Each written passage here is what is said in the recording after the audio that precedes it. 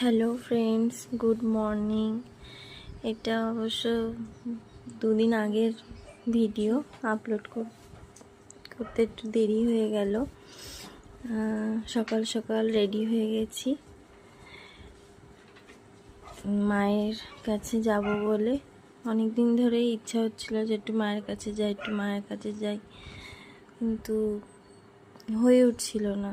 তো একটু যেই ছুটি পেতেই সবাই মিলে চলে গেলাম মায়ের দর্শনে। চলো, আমরা টোটোতে উঠে গেছি। টোটোতে উঠে মা, বাবা, পুচু, আমার শাশুড়ি মা, হাজব্যান্ড আছে সামনে, সবাই মিলে চলে এলাম মায়ের মন্দিরে। এখানে আমার অনেক বন্ধুরাই এই মন্দিরের সঙ্গে খুবই পরিচিত।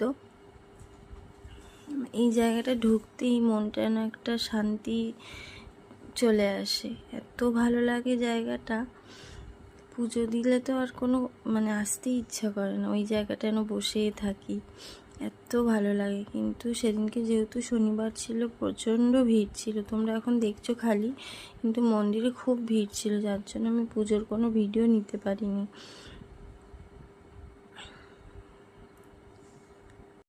এটা হলো খলিশানি কালী মন্দির, এটা হচ্ছে শিব মন্দির। প্রথমে আমরা কালী মন্দিরে ঢুকে পুজো দিয়ে অঞ্জলি দিলাম।